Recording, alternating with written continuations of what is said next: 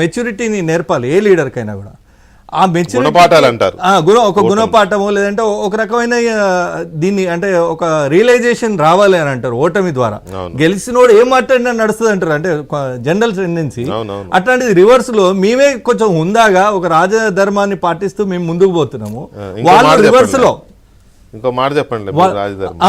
వాళ్ళు రివర్స్ లో ఈ రకంగా మేము ఏదో చేస్తాం. నేనేమంటున్నా, వాళ్ళు ఓడిపోయింది ఎందుకండి, వాళ్ళు అభివృద్ధి సంక్షేమం చేస్తే. ఇక కమింగ్ టు జగన్ గారి కామెంట్స్, అభివృద్ధి సంక్షేమం చేస్తేనే ఓట్లు పడవు. నిజంగా మీరు అభివృద్ధి సంక్షేమం చేస్తే నిజంగానే ఓట్లు పడతాయి వాస్తవంగా. ఇంకా ఎట్లా, దానికి చాలా మంది ఉదాహరణలు ఉన్నారు వేరే వేరే రాష్ట్రాల ముఖ్యమంత్రులు. నువ్వు అభివృద్ధి సంక్షేమం ఎక్కడ చేసినావు? అవినీతి, కుటుంబ పాలన, అహంకారం, ఎవరిని గెలవను. ఈయన ప్యాలెస్ నుండి ఎవరిని గెలవరు, ఆయన ప్యాలెస్ నుంచి ఎవరిని గెలవరు. ఈ వీళ్ళ పోలికలు కూడా చాలా దగ్గరగా ఉంటాయి. వెంకటకృష్ణ గారు ఎవరిని ఎమ్మెల్యేలను గెలవరు, మంత్రులను గెలవరు. మంత్రులైనా ఎమ్మెల్యేలైనా నేను కుక్కను తీసుకుపోయి నిలబెట్టిన గెలిపించుకొస్తాననే అహం ఏదైతే ఉండేనో అది ప్రస్ఫుటంగా కేసీఆర్ గారిది తూచా తప్పకుండా అక్కడ కూడా కనబడదు. యాజ్ ఇట్ ఈస్ డిటోగా ఒక రిప్లిక్ ఆఫ్ కేసీఆర్ లాగా జగన్ గారు కూడా బిహేవ్ చేశారు. బహుశా అందుకే హీరో అంటున్నారు, ఇంకో ఒక ఇంత ఎక్కువే అందుకే అంటున్నారు. నేనేమంటున్నా, ఎందుకు హీరో, ఎందుకు 40% వస్తే ఓట్లు వచ్చినాయి కాబట్టి ఆయన హీరో అయితే, ఇప్పుడు ఇలా మీరు తెలంగాణలో ఎందుకు జీరో అయినరు? మీకు కూడా ఎంతో కొంత 37.5% వచ్చింది, మాకు 39.4 అంటే నియర్లీ 40% మాకు వచ్చింది. మేము 64 మేము గెలిచినాం, మా అలయన్స్ లో ఒక సీట్ గెలిచింది, మొన్న మేము ఒక సీట్ గెలిచినాం. వాళ్ళు 38 దగ్గరనే ఆగిపోయినారు, 39 దగ్గరనే ఆగిపోయినారు. ఇప్పుడు రోజా గారు కూడా ఇదే కామెంట్ చేశారు, ఏమని 40% వచ్చినాయి రేవంత్ రెడ్డి గారికి, ముఖ్యమంత్రి అయ్యాడు. మా జగనన్న కూడా 40% వచ్చాయి, కాకపోతే వాళ్ళు కలిశారు కాబట్టి ఏదో అయ్యారు. అట్లా కాదు కదా, మార్కులు అనేవి సీట్లు లెక్క కదా. ఇక్కడ ఒక చిన్న ఆడియో ఉంది, అది విందాం. అది అదే టెక్నిక్ వస్తుందా? Right, okay. నేనేమంటున్నా అంటే, మనం ఓడిపోయినామనే సోయి తెచ్చుకొని ఎక్కడ తెలంగాణ ప్రజలకు ఎందుకు దూరమైన అంతర్మదనం ఎక్కడ కూడా బీఆర్ఎస్ పార్టీ నాయకత్వంలో కనబడతలేదు నిజంగా కూడా.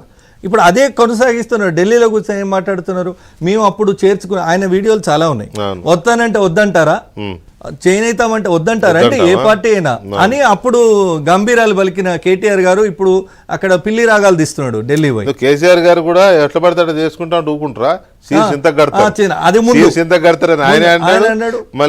మొత్తం మా పార్టీ అసలు ఎవరు మాట్లాడుతారు అంటే, నేను చూడండి 1000 గొడ్లను తిన్న రాబందే పుణ్య తీర్థయాత్రలకు పోయినట్టు పుణ్యం కోసము మొత్తం యథేచ్ఛగా మా పార్టీనే శాసనసభ పక్షాన్ని విలీనం చేసుకుని కాంగ్రెస్ అంత రాజకీయంగా బొందబెట్టాలని ప్రయత్నం చేసిన ఈ దుర్మార్గులు ఇలా కూర్చొని నీతులు వల్లిస్తే చూసే ప్రజలకు కూడా ఒక రకమైన ఏహేయభావం, ఒక విరక్తి కలుగుతుంది. ఏంటి కేటీఆర్ గారు ఇలా మాట్లాడుతున్నారా, కేసీఆర్ గారు ఇలా మాట్లాడొచ్చా?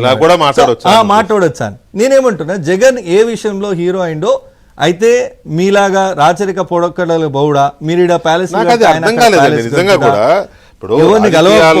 రాజకీయాల్లో గొప్ప నాయకుడు అంటారు, రాజనీతిజ్ఞుడు అంటారు, లేకపోతే బ్రహ్మాండమైన రాజకీయ నాయకత్వ లక్షణాలు ఉన్న నాయకుడు అంటారు, ఇట్లా అంటారు. కానీ హీరో ఎలా అయ్యాడు హీరో అనేది నేను ఏమంటున్నా అంటే, ఇంకా షర్మిల గారు జీరో, జగన్ గారు హీరో అన్నట్ట. అదొకటి షర్మిల టూల్ గా వాడుకున్నా.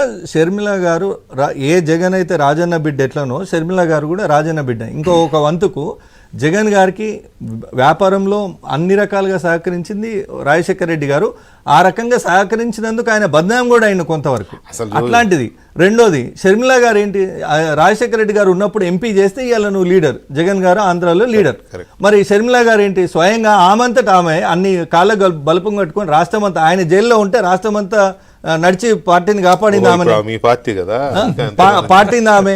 తర్వాత ఇప్పుడు మా పార్టీ ఆంధ్రాలో పుంజుకుంటుంది, మేము హోదా నినాదానికి కట్టుబడి ఉన్నాం, దానిలో భాగంగా ఆమె ఫైట్ ఇచ్చింది. ఎస్ అఫ్ కోర్స్ మేము మాకు ఒకటండి, షర్మిల గారిని ఒక వస్తువులాగా ఎవరో వాడుకున్నారు, లేకపోతే ఎవరో ప్రయోగించారు, ఇది రాంగ్ స్టేట్మెంట్. అసలు ఆమె ఇంట్లో